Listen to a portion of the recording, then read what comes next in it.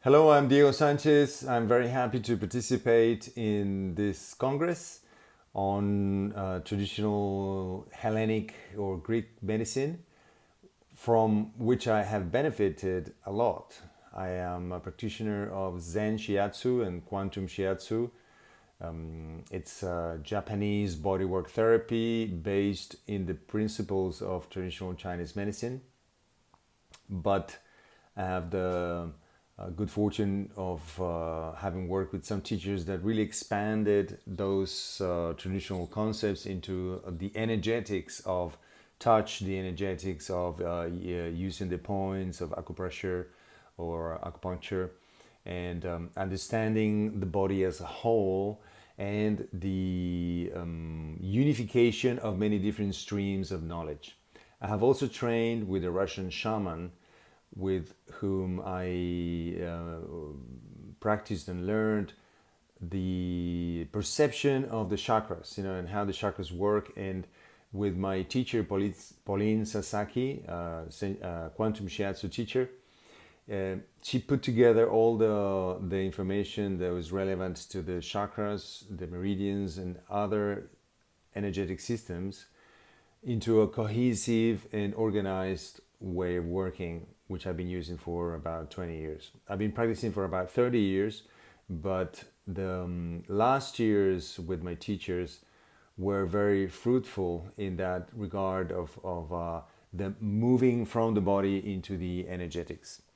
And doing so, most recently even, it's about probably 5, 6 years, that I came across the concept of the Greek mythology archetypes through my therapist, a Gestalt therapist. Her name is Rosana Perata, here in Uruguay, that she took on the information from Jean Shinora Bolen, Jungian therapist, that wrote a couple of books on the goddess in each woman and the god of each man. When I learned about my own archetypes, I realized how useful they can become in therapy. So I learned as much as I could in from the Jungian side of the archetypes of the Greek mythology, and I found some amazing coincidences between Chinese medicine, Zen Shiatsu, chakra work, and the Greek archetypes. Now, let me go into a few aspects. The first thing is that I work mostly with the feminine archetypes of the Greek mythology, because most of my clients are women, the same as most of the alternative therapies clients are women too. And although I do have many in my practice, the overwhelming majority of people that seem to be interested in these subjects are women. And most of the clients that I found from the perspective of the Greek mythology are Athenas, Artemises, some Aphrodites, not many, and a lot of Persephones, a few Heras, and a few Demeters as well. But Athena and Artemis are the top two, women that are successful, that have more masculine traits, are more independent, they're not dependent on men to succeed, and they do reach a more open view of the world. They're more traveled, they have better jobs, maybe they're more successful in their careers, and they do understand what is the price they have to pay for leaning so heavily on one or two qualities of their main archetype. And of course, this is the balance between the personal life and the professional life. Artemis and Athena have a very, very good way of dealing with matters of the world, with material stuff, with professional stuff. And the price they have to pay is in their relationships. Like maybe they do not find men or other couples that are sufficiently strong for them, so they tend to somehow have a lack of appreciation or a lack of respect for men, because they see themselves as strong as men are, and sometimes even stronger. And it's difficult to find a really, really strong man, say a Zeus, that would really overwhelm their own power. So, and they tend to find somewhat weaker men that will be a little bit more feminine themselves, and maybe they stay more at home and they go in and out and they travel and they do their thing out in the world.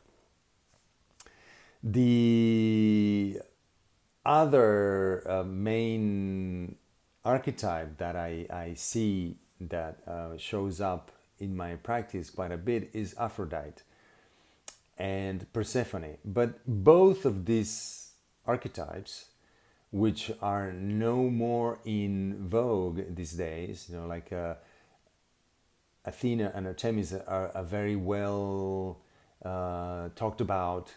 There's the liberation of women, the equality of pay, of rights, more presence in the business world is very much appreciated today. But Hestias, for example, just being the wife is not appreciated as it used to be. Demeter just being the mother, it's somehow like diminished, and it's not so much valued as it was some years ago or some decades ago. And the same Aphrodite and Persephone. Now, Persephone in particular, it's a role or a archetype that I see often as a wound. What do I mean by a wound? Some people are defined by their natural archetype, and of course we have many different archetypes that coexist at the same time. But when there's one of the archetypes that came naturally at a particular time of life and it could not be expressed and it had to be suppressed or repressed, then the usual other archetype that especially women tend to rely on is Athena and Artemis, because they're more protective, they're stronger, they're the ones that you can go out in the world with and feel empowered.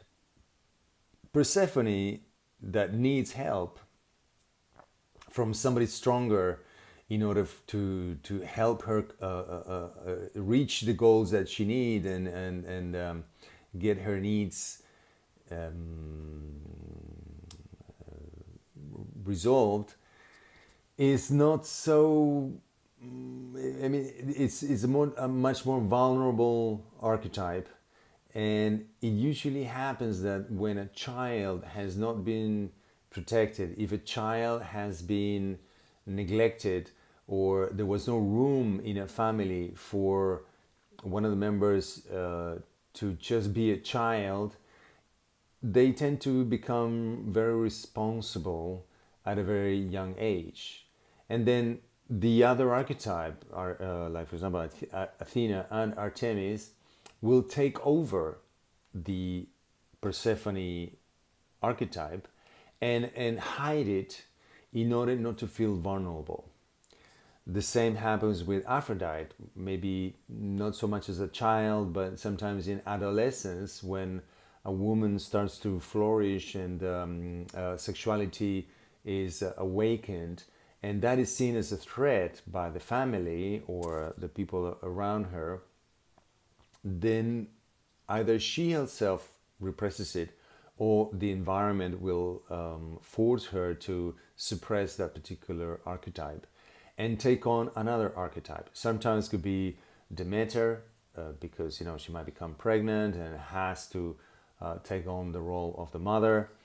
Or Hera, Hera, she will have to maybe get married with somebody and play the role of the wife of, or get together with somebody and move on in life, start working and defending herself, getting on her own feet.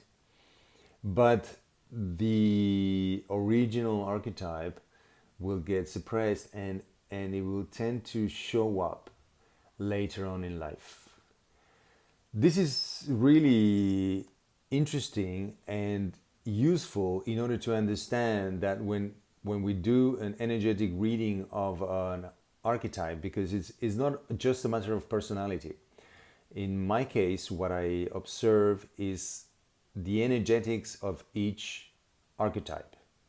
Okay, this is something that you can see, that you can perceive, instead of getting out of a questionnaire, if you prefer to work than to make love, or if you prefer to stay at home with kids, or go travel. Now, from the shamanic aspects of my training, seeing energy, looking at people in an energetic way, what happens is this, the archetype just shows up, and it coincides with many other energetic aspects that can be read in other systems like traditional Chinese medicine or Zen Shiatsu.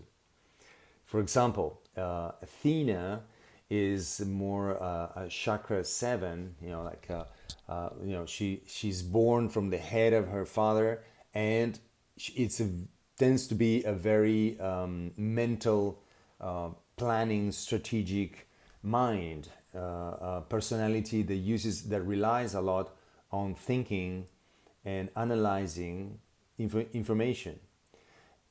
That chakra 7, that is like the crown, also helps her to have some sort of authority, and it's not unusual that Athenas get to be on authority positions in groups or corporations. Now, the element from Chinese medicine that corresponds to Athena would be metal. And the meridians that are related to metal are lung and large intestine, and they have to do with structure. Structure in the sense that you have to have everything in order. Order is very important. Everything needs to be in its place, and if something's out of place, it shakes the whole building, because it doesn't have that much grounding. Although it's very strong, it depends on order, and order depends on everything being in the structure that was laid out by the mind. So metal also has to do with boundaries and has to do with distance.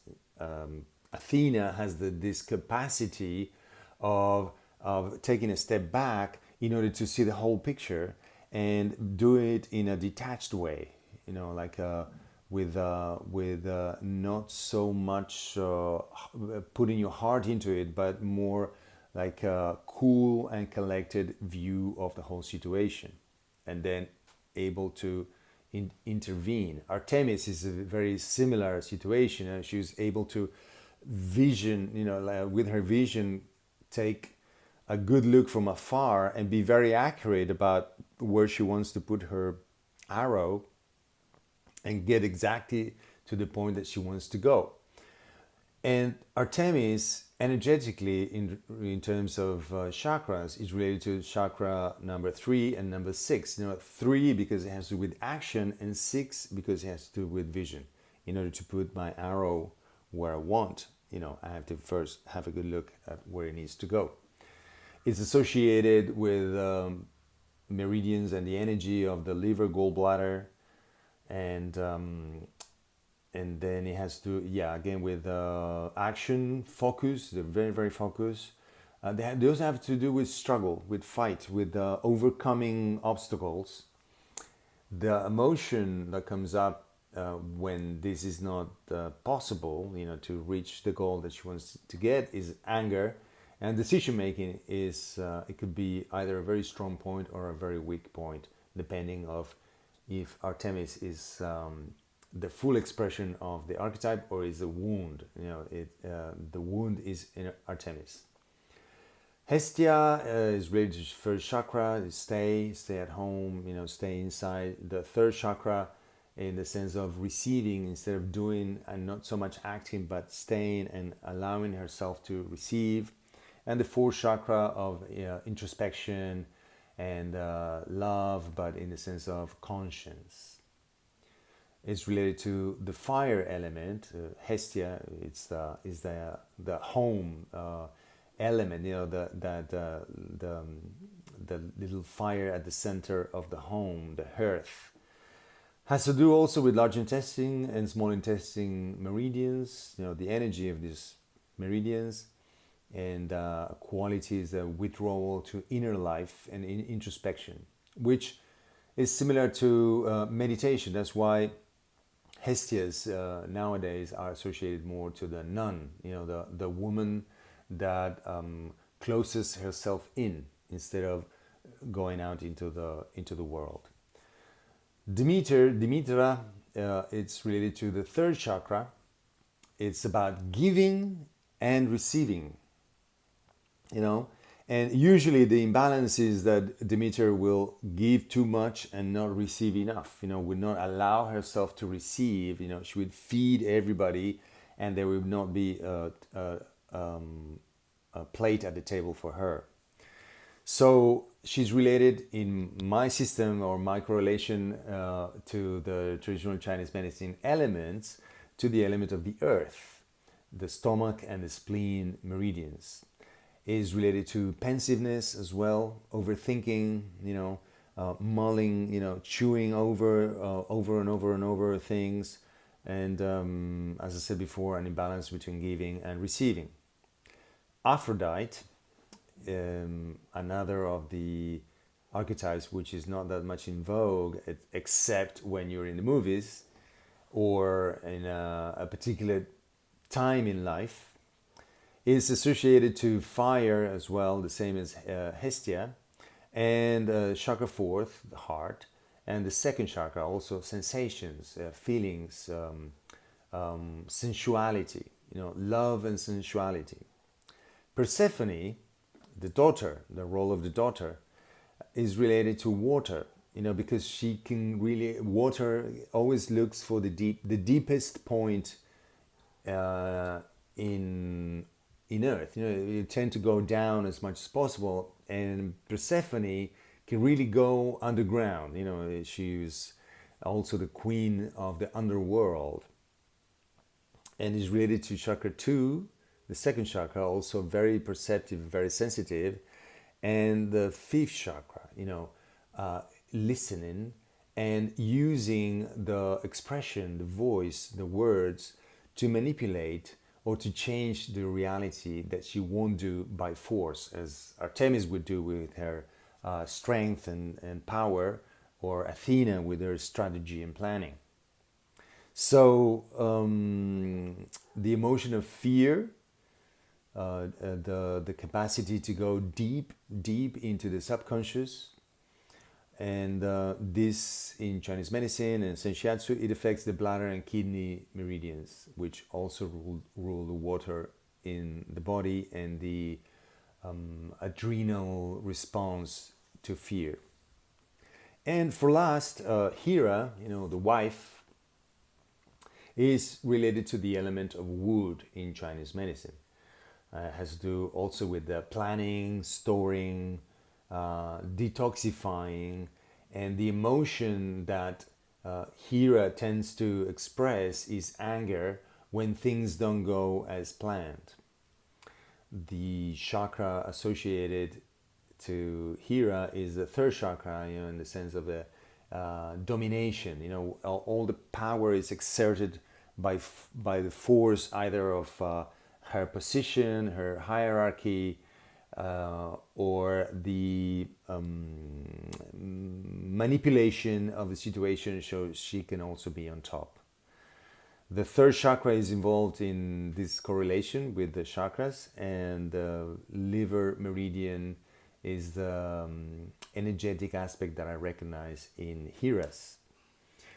Now, as I said before, it's there are many ways to reach the archetype, but my advice to some of you that might be listening is to really sense what the archetype is before you try to think. What are the qualities from reasoning or from the stories that they may tell you, or the situation around their lives.